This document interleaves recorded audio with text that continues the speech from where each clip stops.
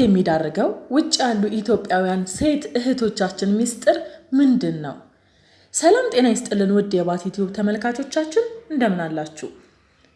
ሴቶችን በሚመለከት በተደጋጋሚ ፕሮግራሜ ላይ ለማንሳት እንደሞከርኩት ዛሬ ደግሞ ውጭ ያሉ ሴት እህቶቻችን ለሞት የሚዳርጋቸውን ሚስጥሮች ይዤላችሁ መጥቻለሁ። እስከ ፍጻሜው አብራችሁን ቆዩ። ቻናላችንንም ሰብስክራይብ ማድረግዎን አይርሱ። በተለይም ውጭ ሀገር ያሉ እህት ወንድሞቻችን ብዙ ጊዜ በጣም ለብዙ ችግር ይዳረጋሉ።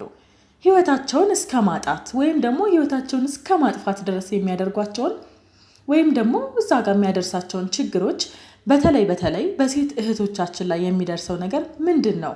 ችግሮቹስ ምንድናቸው? የሚመጡትስ እንዴት ነው? መፍትሄዎቹስ ምንድናቸው? ለሚሉት ጥያቄዎች መልሶቻቸው እኔ ጋር አለ። ወደ እናንተ የማደርስ ነው የሚሆነው። በድጋሚ አብራችሁኝ እንድትቆዩ ጋብዛለሁ። ብዙ ጊዜ ሰዎች ወደ ውጭ ሀገር ይሰደዳሉ። ምክንያታቸውም የተለያየ ነው። ያው በተለምዶ ስደትን ይመርጣሉ።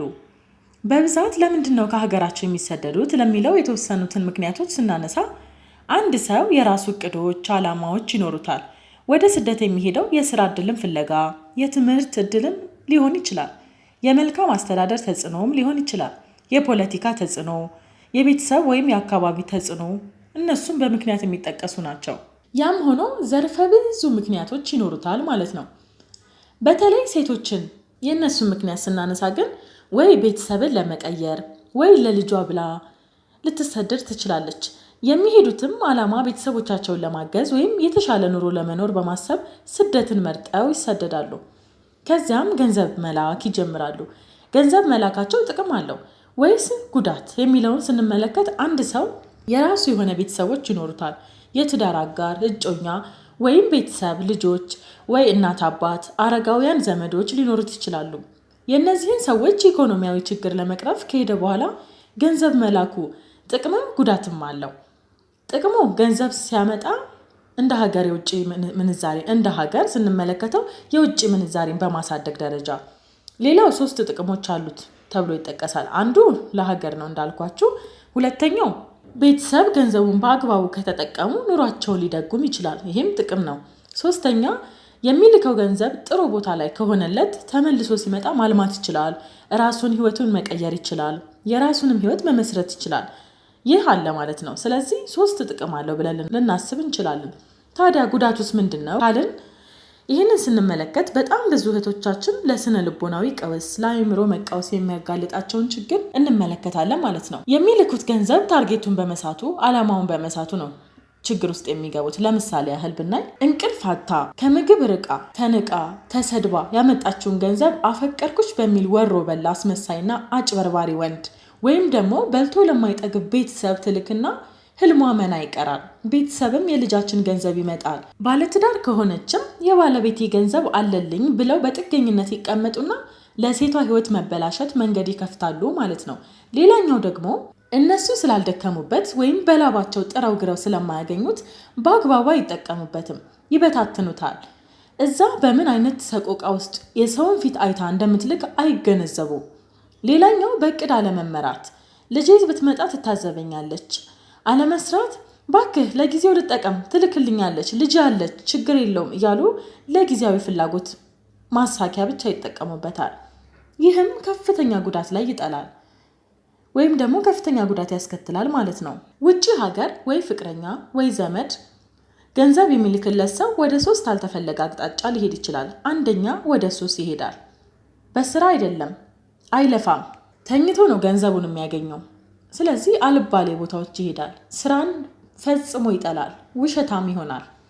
ውሸታም ስል የሚላከው ገንዘብ እየሰራበት እንደሆነ፣ ጥሩ ዓላማ ላይ እየዋለ እንደሆነ ያሳውቃሉ። ነገር ግን እነሱ በተዘዋዋሪ መጥፎ ነገር እየሰሩበት ነው። ስለዚህ እየዋሹ ነው ማለት ነው። ይህም ገንዘብ የምትልከው ግለሰብ እንዳትቆጥብና የወደፊት ህይወቷን የተሻለ ራዕይ እንዳይኖራት ያደርጋል። ምክንያቱም ወዲያው ሰርታ የምታገኘውን ገንዘብ ወዲያውኑ ላኪልኝ ስለሚሏት የሆነ ነገር እያደረግን ነው። ቶሎ ላኪ ስትባል ኪሷ ባዶ ይሆናል። ሌላው የዝቅተኛነት ስሜት ነው። ስልክ ይደውሉና ልጄ አንቺ ላክሽልኝ $1000 ብቻ ነች፣ ጎረቤታችን ከሌኮ $2000 ላከችላት ልጇ፣ እነሱ ቤታቸውን ለወጡ፣ ለበዓል ይሄንን አደረጉ፣ አንቺስ የኔ ልጅ ከማን አንሰሽ ነው ሲሏት እሷም እውነትም ከማናንሽ ነው ብላ ያላትን ሁሉ አሟጣ ትልካለች። ለቤተሰብ ስትል ራሷን ትጎዳለች። ሰው እንደ ቤቱ እንጂ እንዴት እንደ ጎረቤቱ ያድራል? እዛ ድንገት ስራ ቢያቆሙ ወይ ችግር ቢፈጠር የመመለሻ ትራንስፖርት ገንዘብ እንኳን በእጃቸው አይኖርም። የበረሃ ከጅብ ጋር ተጋፍተው ውጪ ያደሩ ከሌቦች ጋር ከብርድ ከህመም ከነዚህ ሁሉ ነገሮች ጋር ታግላ ያመጣችውን ገንዘብ ሜዳ ላይ ይበትኑታል፣ ሜዳ ላይ ይቀራል። ይህ ሁሉ በመላካቸው የሚፈጠሩ ችግሮች ናቸው።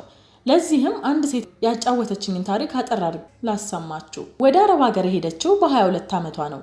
8 ዓመታትን እዛ ካሳለፈች በኋላ ያሳለፈችው መከራ ለመናገር እንኳን ይከብዳል። ያኖራት ተስፋ ነው። እዚህ አልቆይም፣ ሀገሬ ተመልሼ አግብቼ ወልጄ እኖራለሁ ብላ ቤት ስሩ እቃ ግዙ ብላ ለቤተሰብ ገንዘብ ትልክ ነበር።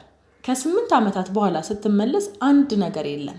በስሟ የተሰራን ቤት ሆነ በቡክ የገባላት ገንዘብ አልነበረም። በህመም ላይ ቆይታ ስነ ልቦና ሐኪም ስትረዳ እንደነበርም አጫውታኛለች። ሌላኛዋም እንደዚሁ ኮንዶሚኒየም ተመዝግቤልሻለሁ ስትመጪ የምትገቢበት ተብላ ብዙ ገንዘብ የተወሰደባቸውና ጉዳት የደረሰባቸውን ሴት እህቶቻችንን ቤት ይቁጠረው። ክቡራን አድማጮች ለዛሬ ክፍል 1 ፕሮግራማችን ይህንን ይመስል ነበር።